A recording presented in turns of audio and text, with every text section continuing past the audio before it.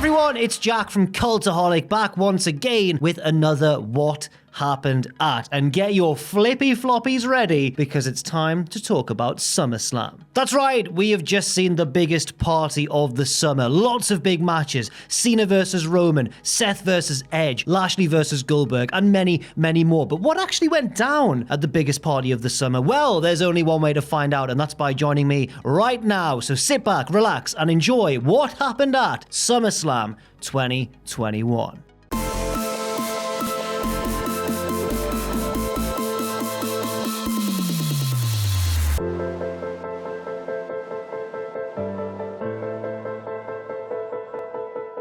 Couple of things to report on the Kickoff show. First of all, Miz and Morrison arrived in a truck and were very excited about the night ahead. And also we had one Kickoff show match. This match had a guest ring announcer named Rain Cruz, and she was actually pretty good, but I guess she did win a competition, so I'd have been very disappointed had she slipped even the slightest, but thankfully she nailed it. And so we had Big E versus Baron Corbin, which was a pretty nice pre-show match, nothing out of the ordinary, except that of course Corbin had previously stolen Big E's Money in the Bank briefcase. Corbin's entrance here is pretty funny. He's heading down the ramp clutching the briefcase and the fans are holding out dollar bills to him. I'm enjoying that. I like when the fans get into the spirit of things. Midway through the match, Corbin actually tries to run off with the briefcase once again, but Big E hits him with a pounce and then shortly afterwards nails the big ending and picks up the lovely win and then leaves with the briefcase. So Big E's got that briefcase back now, but would anything happen later on? We'll have to wait and see. Oh, and Logan Paul was watching and was happy for Big E too.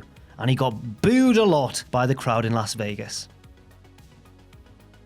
And now on to the main portion of the show. The first match being the Raw Tag Team title match between the champions AJ Styles and Omos and the challengers RK Bro. There's some unique double team offense in this one from both teams, with at one stage Riddle getting Orton to flip him into a corkscrew, and at one point AJ boosting himself over the back of Omos into a lovely DDT. The action spills to the outside before too long, and AJ takes out Riddle with his lovely backflip inverted DDT, this time off the apron. A fantastic move there from Styles. But back in the ring, Randy Orton avoids the phenomenal forearm, hits the RKO, and picks up the big victory. New Raw Tag Team Champions and an exciting, if a little bit of a short match, to kick off SummerSlam.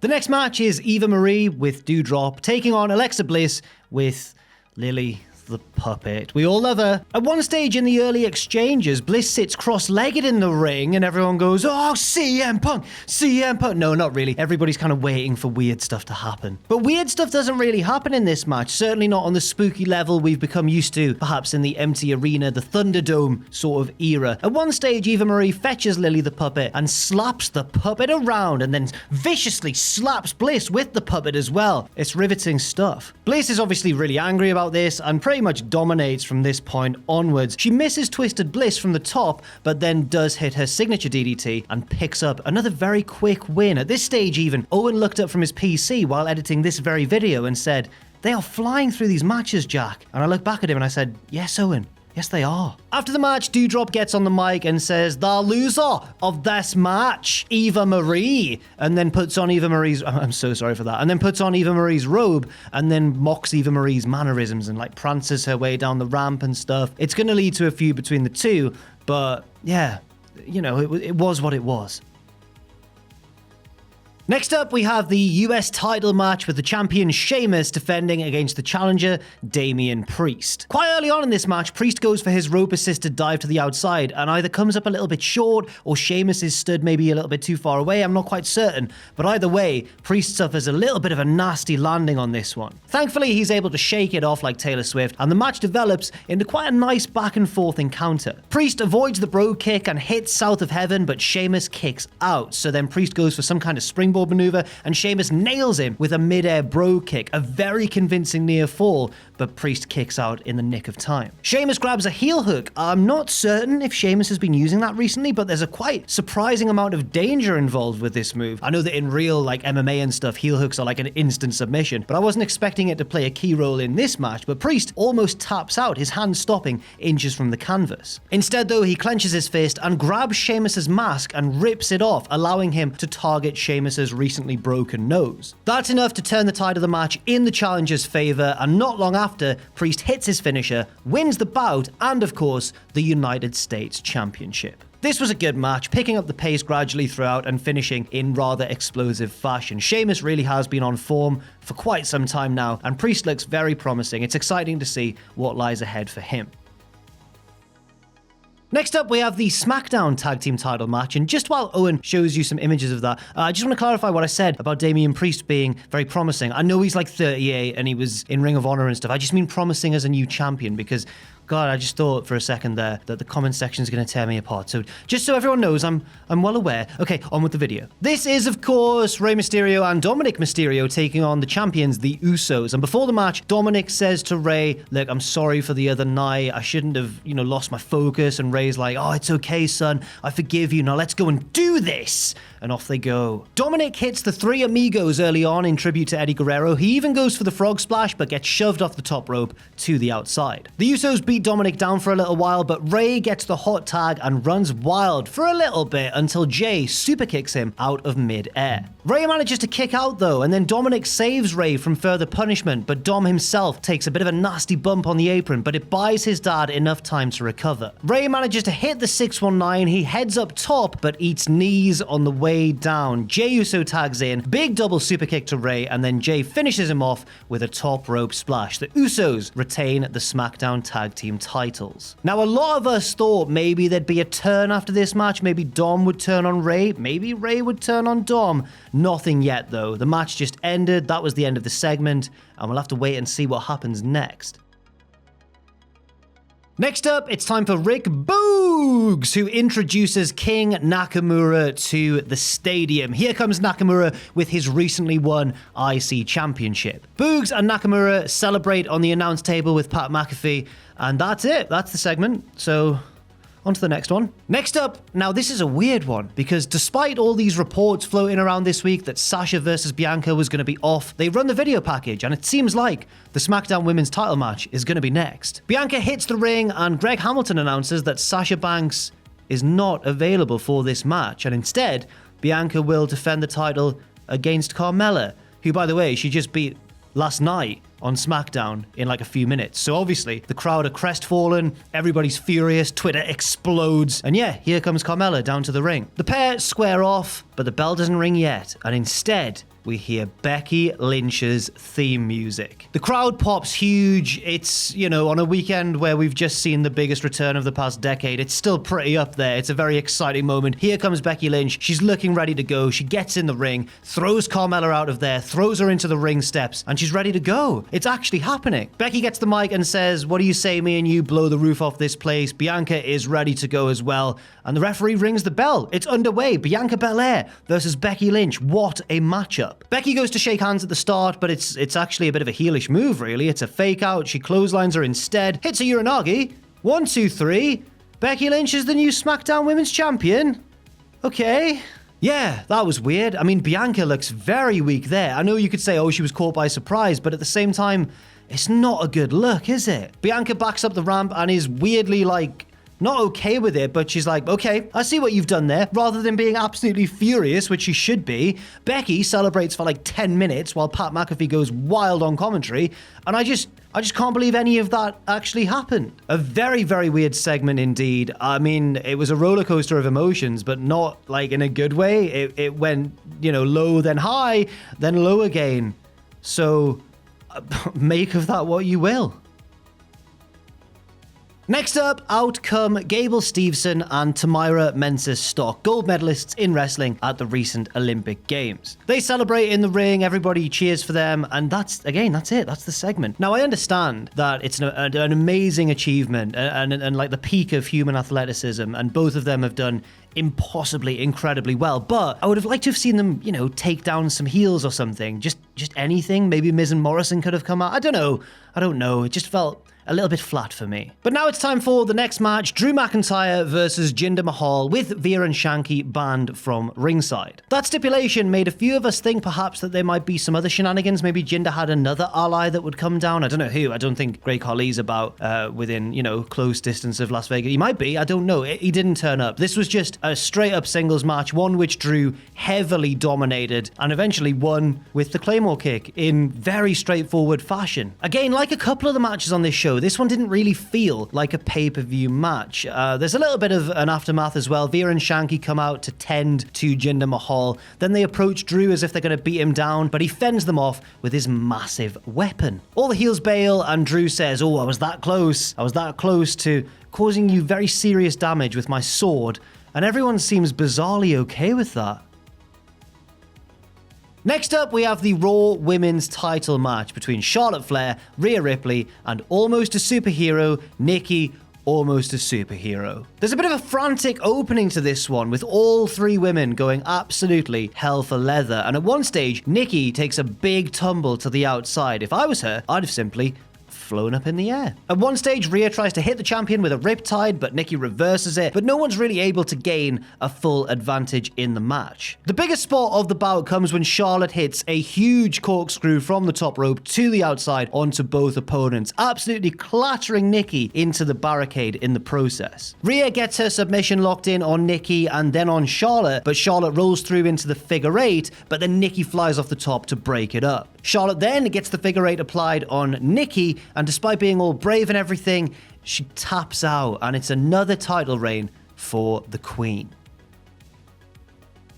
Next, we have Edge versus Seth Rollins, with the story being that Edge is going to go to that dark place and become the Brood version of himself, while Rollins is looking for that stomp to basically ruin Edge's career and maybe life. Edge enters to the Brood theme with the Ring of Fire and all the red lights and the sunglasses. Unfortunately, no Gangrel though, so I was a bit disappointed with that. He then gets his regular Alter Bridge theme, and it was a pretty cool moment, to be fair. I really enjoyed the entrance, and thankfully, not only did we get pay-per-view entrances, but we got pay-per-view Rollins as well. You know, when he busts out a few extra tricks here and there to make the match feel a bit more special. Edge starts off strong, but then Seth starts to really focus on his neck, ramming it into the ring post and the ring steps, and being generally very vicious and horrible. He gets a near fall off a frog splash and sets up for the stomp. He actually sets up for the stomp a few times throughout this match, but Edge is always really wary of it and rolls to the safety of the ropes. Seth kicks out of the execution, but Edge kicks out of that big, lovely superplex and Falcon Arrow combination. Edge avoids another stomp attempt and a pedigree and hits the glam slam, but Rollins kicks out. A lovely tribute, though,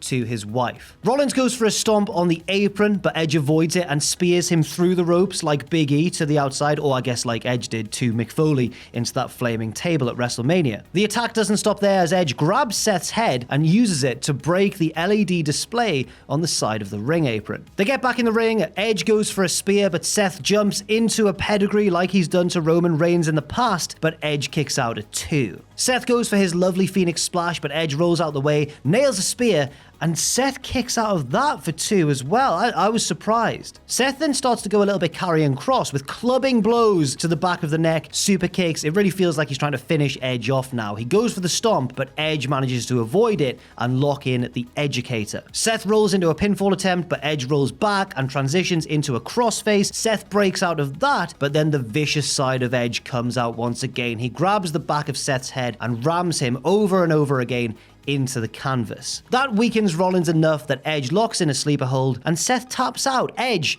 gets the big victory here. This was a very good match in my opinion. I thought it started off a little bit slow and methodical, but it kind of worked because they grew into it, and some of the stuff they were doing towards the end was very exciting. You could argue the finish was maybe a little bit weak, but it told a story and it was faithful to the build as well.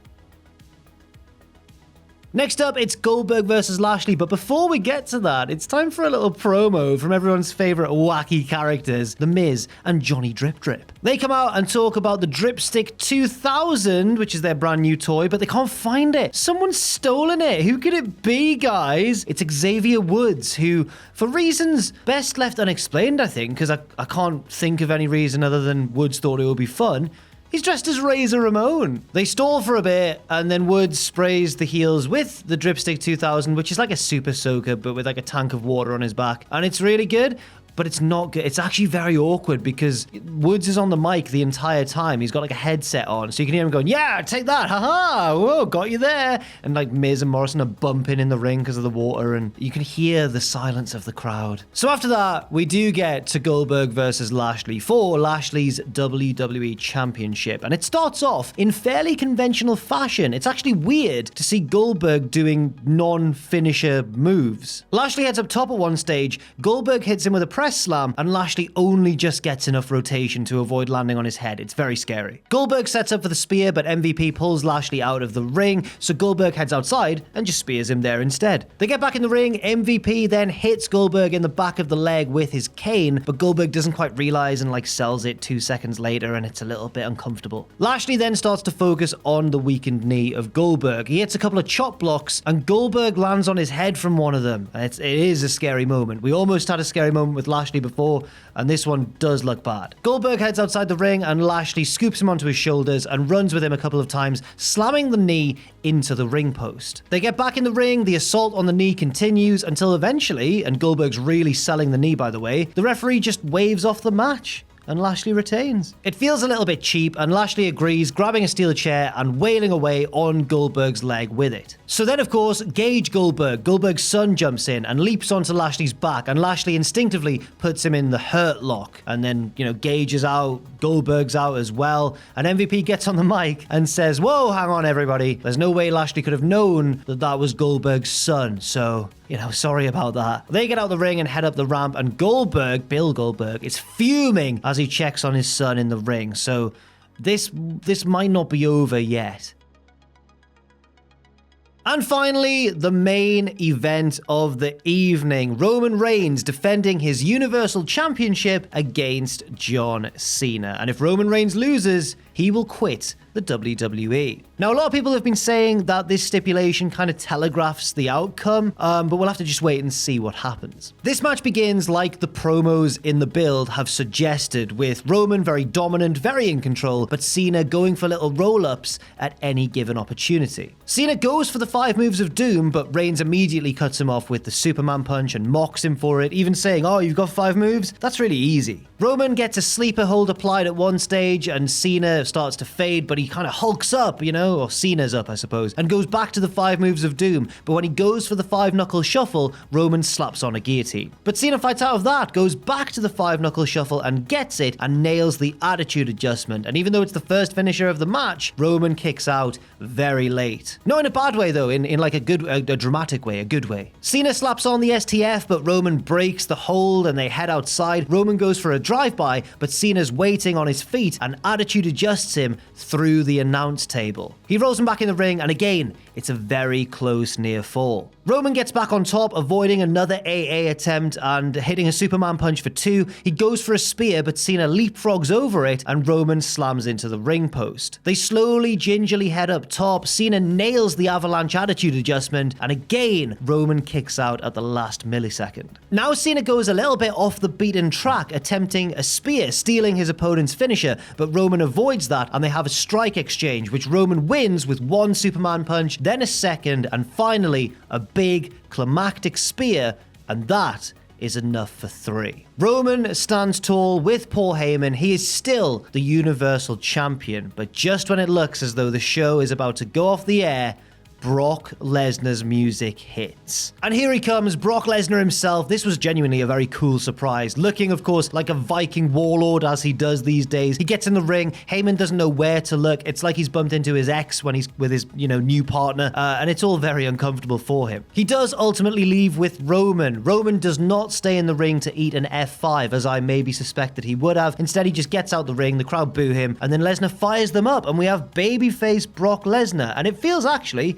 pretty cool and pretty refreshing as well. But that's just my opinion. Do let me know what you thought in the comment section down below, not only about Lesnar's return, but any aspect of the show itself. And that is how SummerSlam ends. That is what happened at SummerSlam 2021. A very, very eventful show, but one that I think was full of positives and negatives too. Some very strange booking decisions in the mix too. But again, let me know what you thought in the comments down below. Thank you very much for watching as well. I've been Jack from Cultaholic, and take care out there. Stay safe, and I'll see you very soon.